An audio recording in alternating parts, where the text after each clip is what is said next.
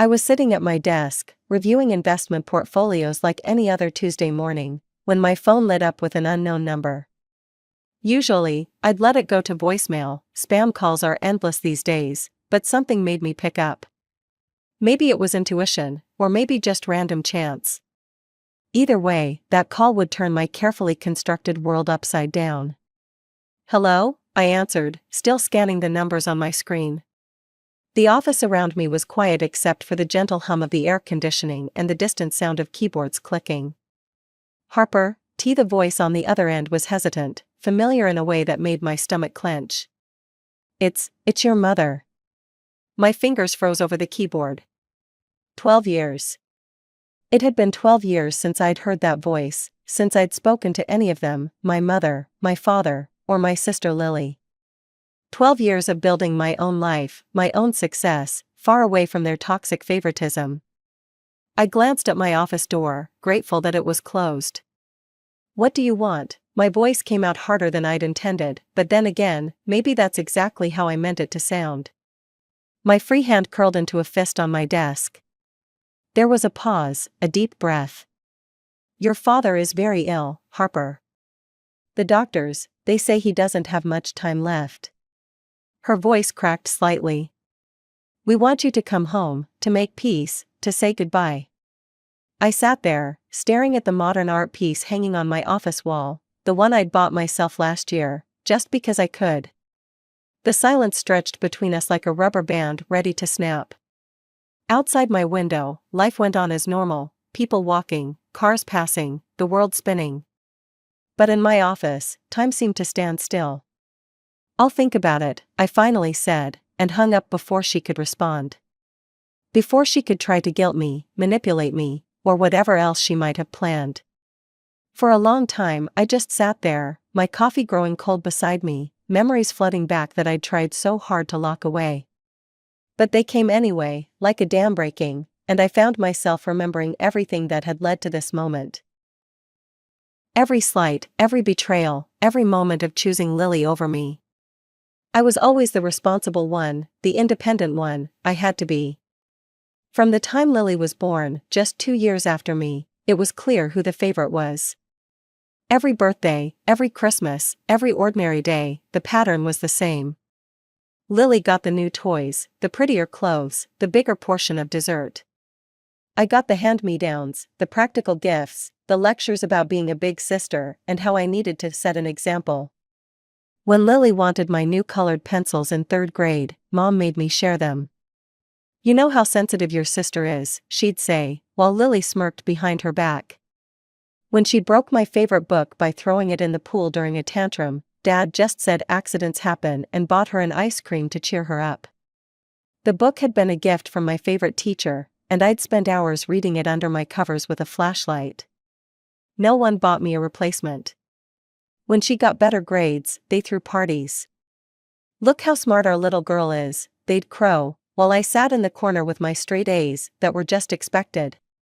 When I got better grades, they just nodded and said, "That's what we expect from you, Harper. You're older, you should be setting the example." I learned early on that if I wanted something, I had to get it myself. At 16, I started working at Joe's Cafe after school. The manager, Sarah, became more of a mentor to me than my own mother ever was. She taught me about responsibility, about saving money, about standing up for myself. I saved every penny, dreaming of the day I could build my own life. The phone incident was what really opened my eyes to how deep the favoritism ran. I'd saved for months to buy myself a smartphone, nothing fancy, just a basic model. $400 that I'd earned one tip at a time. The day I brought it home, Lily threw a fit. "But I want one too," she wailed, reaching for my phone with grabbing hands. "Harper, give it to me. You're so selfish." "No," I said firmly, holding it out of reach. "I bought this with my own money. You can save up for one too, you can get a job like I did." "Mom," Lily screamed, her face turning red. "Dad, Harper's being mean." They came running, of course. They always came running when Lily called. Mom from the kitchen, Dad from his study, both looking concerned about their precious baby's distress. "Harper," my father said sternly, his face set in that disappointment I knew so well. "Why are you being selfish? Your sister just wants to see your phone." "Because it's mine," I replied, my voice shaking with anger and hurt. "I worked for it, I earned it, every single dollar." "You're supposed to love your sister," my mother added, her disappointment evident. "How can you be so cruel? We raised you better than this." I looked at them, really looked at them, and something clicked into place. This wasn't normal. This wasn't fair. This wasn't love. This was something else entirely, and I was done pretending it was okay. "I do love her," I said quietly, steel in my voice. "But that doesn't mean I have to give her everything I own." I went to my room and locked the door, ignoring their calls and Lily's fake sobs that I knew would soon turn to demands for something else. That night, I started researching colleges in other states, dreaming of escape. I opened a new document on my computer and typed college applications at the top. I remember the day the acceptance letter came like it was yesterday. I was 18, had just graduated high school, and my hands were shaking as I opened the envelope from the investment management program in Arizona. Sarah watched me from behind the cafe counter. She knew how much this meant to me. "I got in," I whispered, then louder, "I got in." Sarah hugged me tight. "I never doubted you for a second, kiddo." The letter offered a partial scholarship, which was more than I'd hoped for. I'd need about $30,000 to cover the rest of the expenses. It should have been no problem. I knew about the money Grandpa had left before he died. He'd made it clear it was for both his granddaughter's education. I'd been there when he told Mom and Dad, "Make sure both girls get their schooling." That's what this money is for. I drove home that day full of hope. Maybe this would be the moment things changed. Maybe they'd be proud of me. Maybe they'd finally see me. I found them in the living room, Lily sprawled on the couch texting while Mom and Dad watched TV. "I got accepted," I announced, holding up the letter. "The investment management program in Arizona. They're even giving me a partial scholarship." Mom muted the TV. Dad shifted in his chair. Lily didn't even look up from her phone. "That's nice, honey," Mom said, but something in her tone made my stomach drop. "But Arizona is so far away." "The program is exactly what I want to do," I explained. "And with Grandpa's money for the remaining tuition." "About that," Dad interrupted, clearing his throat. "We don't have that money anymore." The world seemed to tilt sideways.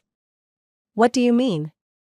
"Grandpa left that money specifically for our education, both of us." "Well," Mom said, smoothing her skirt, "we had to make some choices.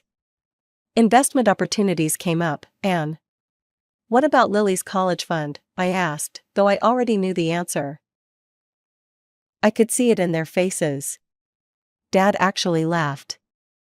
"Don't worry about your sister's education. We've got that covered."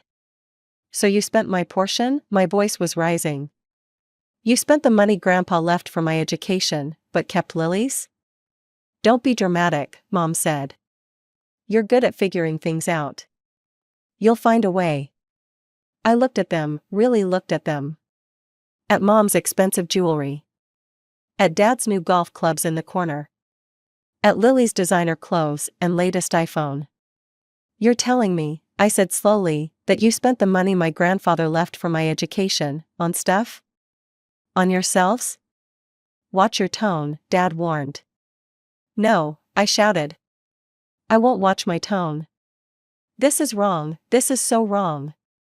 Grandpa wanted that money to go to both of us." "Get out," Mom snapped.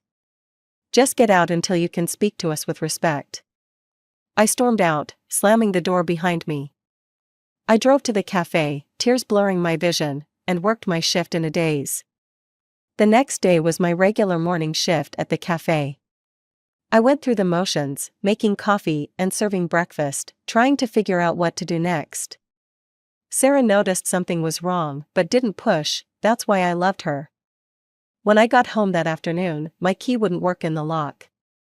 I tried again and again, but it wouldn't turn. That's when I noticed my suitcases, the old ones from the basement, sitting by the door. They were stuffed with my clothes, some haphazardly folded, others just shoved in. "Mom," I called out, knocking. "Dad? You're not welcome here anymore," Mom's voice came through the door. "We won't have that kind of disrespect in this house." "Are you serious?" I couldn't believe what I was hearing. "You're kicking me out? Because I was upset that you stole my college money?" "Don't be so dramatic," she replied. "You're 18 now, an adult. Time to figure things out on your own." I stood there, staring at those suitcases, trying not to cry. Cars passed by on our street, neighbors who'd known me my whole life driving past like nothing was wrong. Like my parents hadn't just thrown me out. "What about Lily?" I asked, my voice breaking. "Would you ever do this to her?"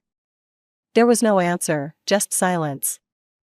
I pulled out my phone with shaking hands and called my Aunt Rachel, Mom's sister. She answered on the second ring.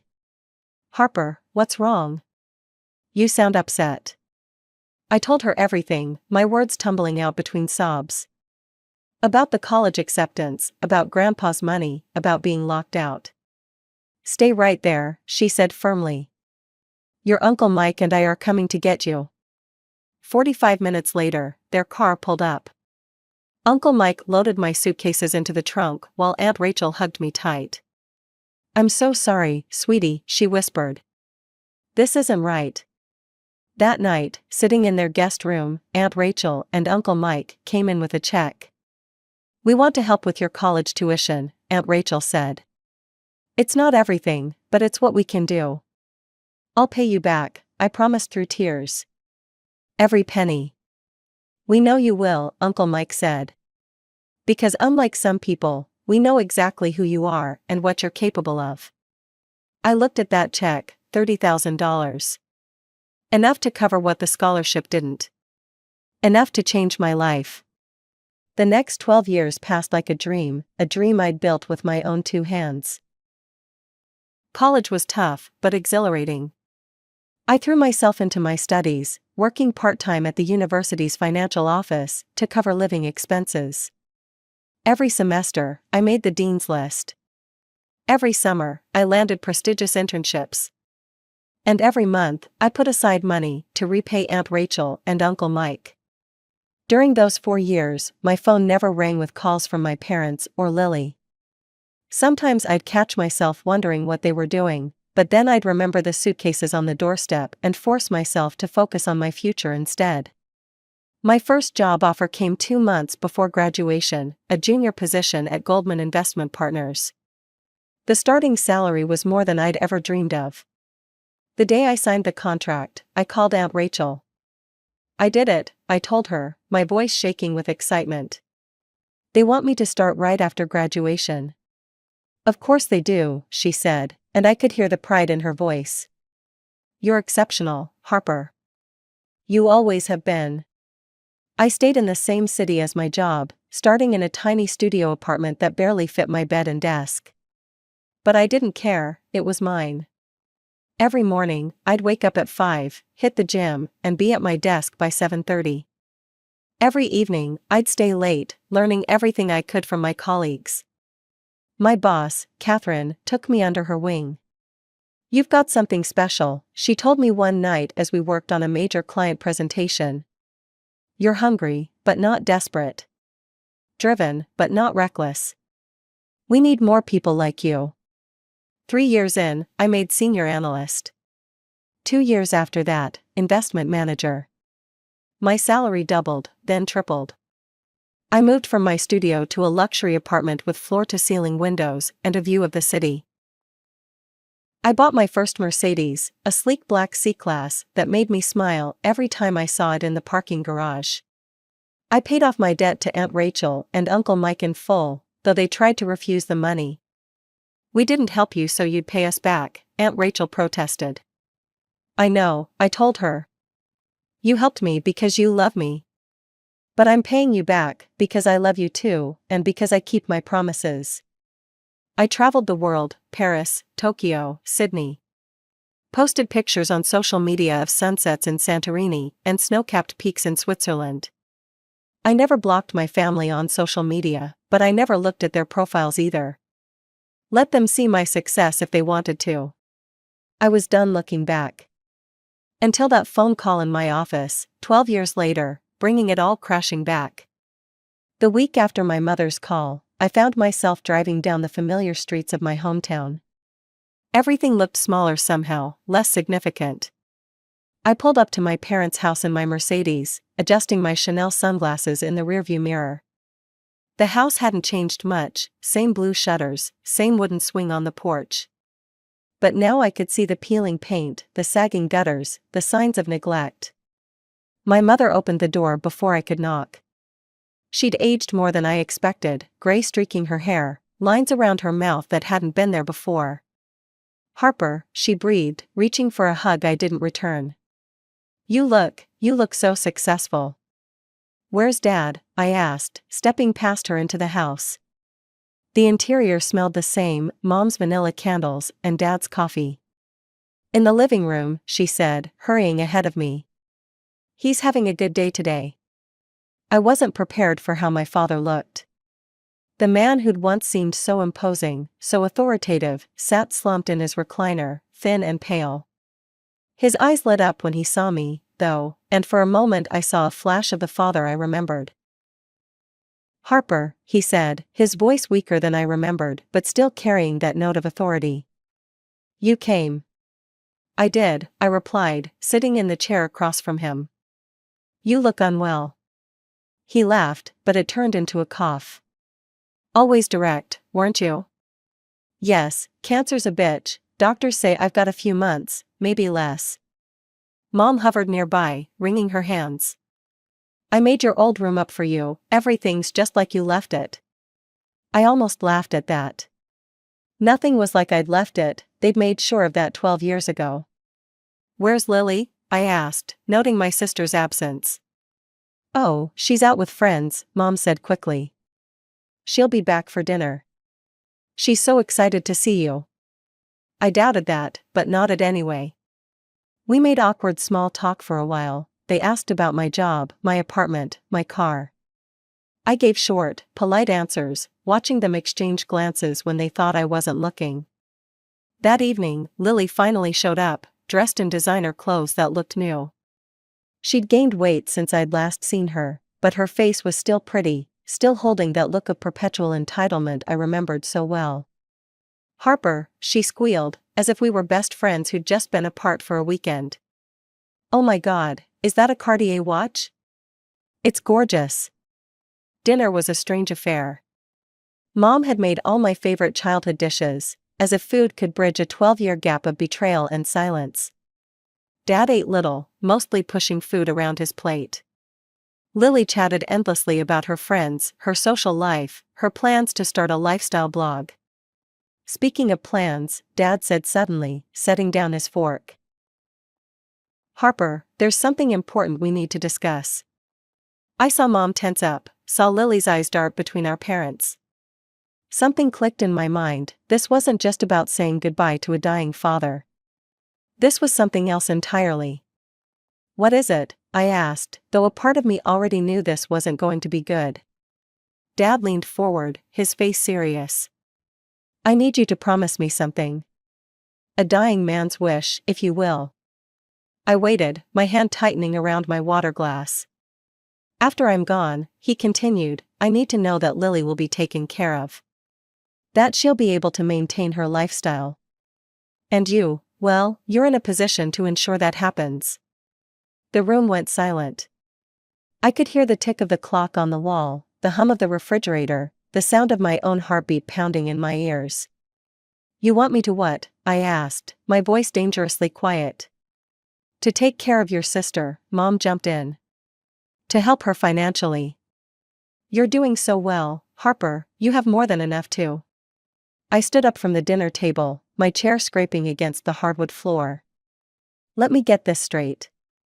You called me here, after 12 years of silence, to ask me to financially support my fully capable adult sister?" "Harper, please sit down," Mom pleaded. You're making this more dramatic than it needs to be. More dramatic? I laughed, but there was no humor in it. You kicked me out of this house, you left my belongings in suitcases on the doorstep.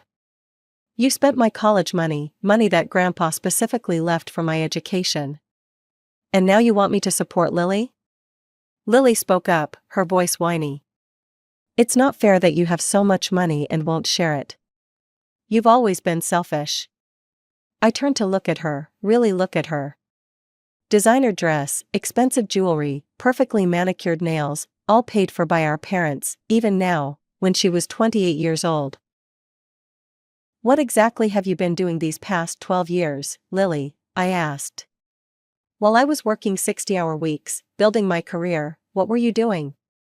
I've been finding myself, she replied defensively. Not all of us want to be corporate slaves. Finding yourself? On Mom and Dad's dime?